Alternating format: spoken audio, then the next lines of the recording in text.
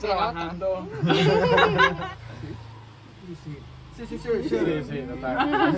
Trying to leave this place, but it's not very easy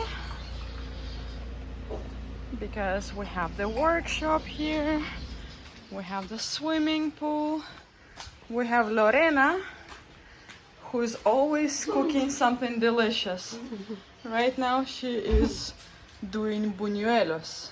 So supposedly once we have eaten buñuelos, me and Cherry, we are going towards Bogota, and the guys, the Toxicafetera guys, are going to Cali. And here we have the office with Alejandro the boss, who helps everyone with everything. So now we're going to print out some stickers. And Alejandro is a motorcycle traveler himself on the way to Ushuaia, as you can see. Yeah, so his motorcycle is in Peru waiting for him to come back while he's celebrating Christmas. Yes. Helping us with stickers. This is the Toxicafetera stickers here. And now we're gonna do mine. Los buñuelos. Ya estamos terminando con los otros. Try. Here is the stickers production. We are completely ready to go. All the saddlebags, the top case, everything is prepared. But these horrible people don't want me to leave. This horrible person doesn't want to accept the money. You cannot see it out today. Tomorrow you can. Ciao, ciao, ciao, ciao, ciao. Goodbye, Motoposada La Marina. I had an awesome time with you guys, but it's time to head to Bogota. And today's road is going to pass by two interesting places. Both of them have kind of a tragic history connected to them, but I want to check them out and see it with my own eyes.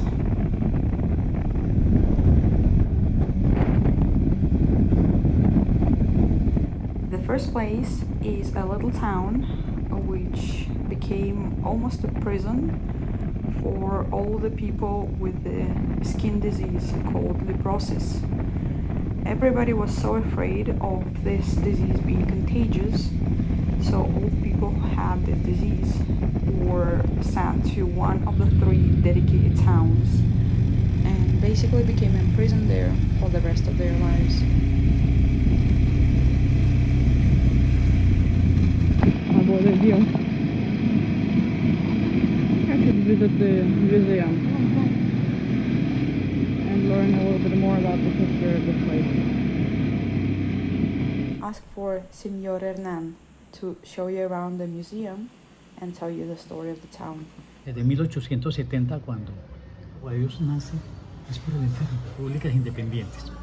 Es decir, si bien es cierto que el enfermo no podía salir, el sano no podía ingresar, el pueblo estaba encerrado, vigilado por 7 retenes de la Policía Nacional. La cerca decíamos que era de postes de 3 metros, por unas 25 puertas, y que estaba rodeando el pueblo. Entonces estaban aquí encerrados, no podían salir. Esta era 50 ana, que era la de mayor valor, 50 centavos. La moneda funcionó, tenía valor dentro del lazareto.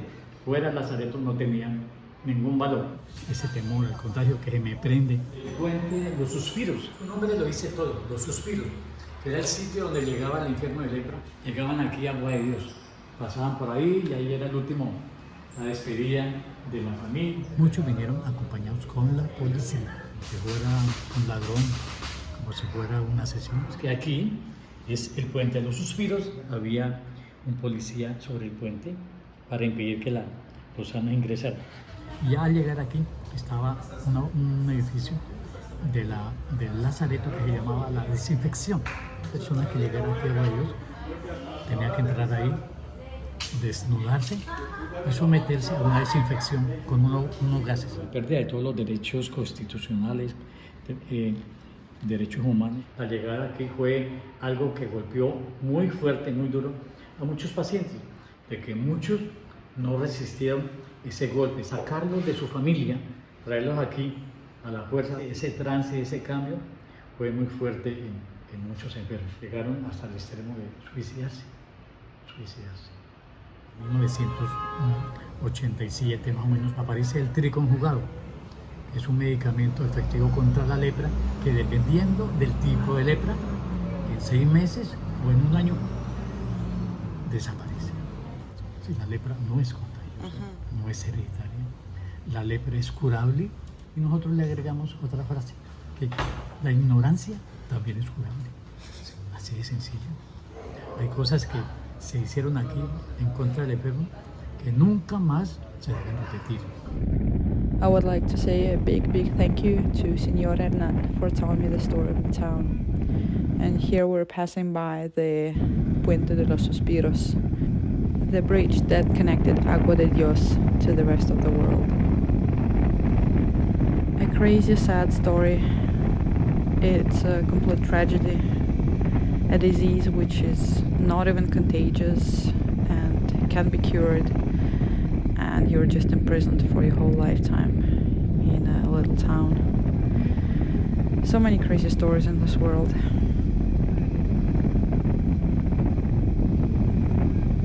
We're moving on, and the road is nice and curvy, and the views are beautiful. But it feels like something is missing. What would that be? A little bit of off-road, of course. It's just like about 40 kilometers, and it's going exactly to the place that I'm going to. And the elevation gain is gonna be about 1,000 meters. Let's go! The moment I got off the asphalt road, I start liking the road much more. Be honest! Nice bridge. Little river.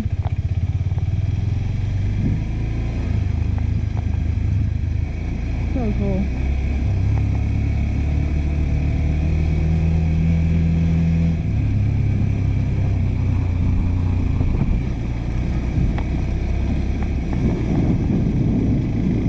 And this forest is pretty cool.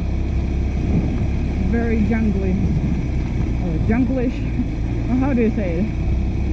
By the way, I'm running out of words here.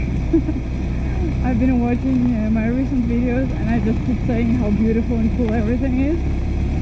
So if you have any suggestions for alternative ways of how I can express my admiration towards the beauty around me, please let me know in the comments. I'll start expanding my vocabulary here. Whee! A little bit of mud. Whee! Beautiful river, shit mud. I gotta remember to focus on the road. Sherry, we can do it, we've done the worst.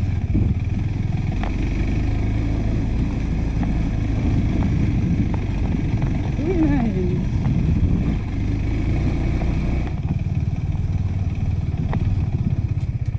And this is quite steep, but this is an uphill. And uphills are always easier for me, so no big deal.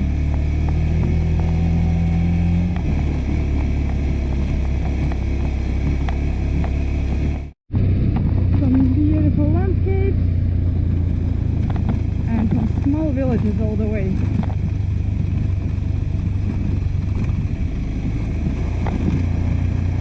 And the road is super fun. Nothing like super technical or super difficult, but like small challenges here and there, a little bit of mud, a little bit of rocks. Like here we have a rock course, way, and with a turn and with a bridge. Woohoo! Sweet river, a little bit more mud. Traction control off.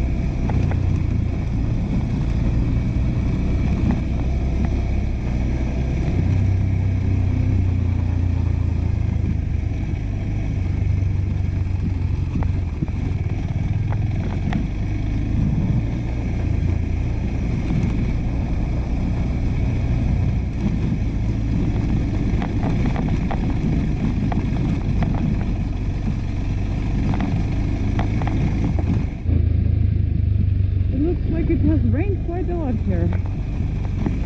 I just crossed like one gigantic mud puddle. I didn't expect it, so I didn't start the camera.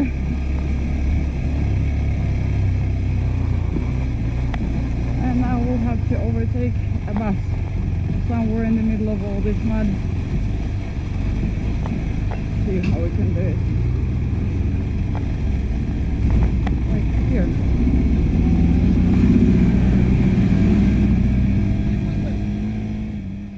The asphalt road started a bit earlier than I expected, but this off-road was pretty cool and got me distracted from the sad thoughts. Well, now it's time to think of the next place we're going to visit, and it's a waterfall. And you'd probably think, what's wrong about a waterfall? What can be so tragic about it? This specific waterfall, called Salto de Tequendama, is known for being the most popular place in Colombia for committing a suicide. To the point that there was a photographer at the waterfall whose job was to take the last photo of the person who was about to end his life. He would add a message to the photo and send it to the family and friends. Oh, yeah, what a story. And this is the waterfall. Absolutely beautiful, and at the same time, very, very sad.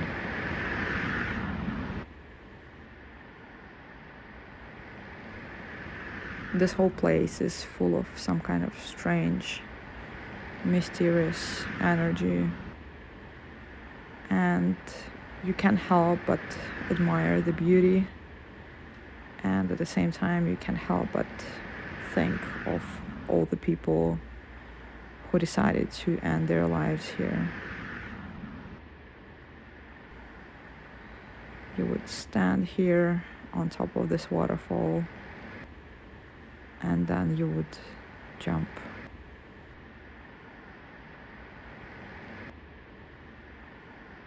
Made me think about the whole life-death story.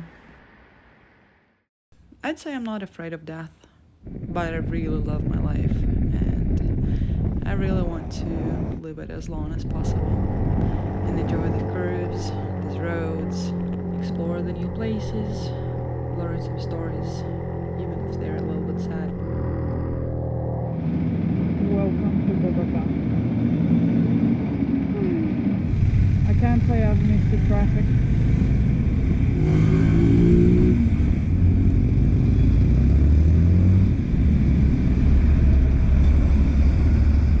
If hell does exist, I think it's something like this. A road full of trucks and buses, and the motorcycles are just trying to squeeze between them to advance a little bit and not have to breathe all the horrible emissions. Welcome to hell.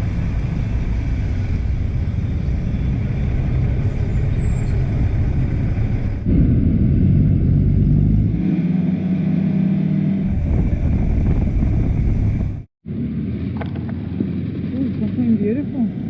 A church. A really cool church. What is this llama in the middle of the city?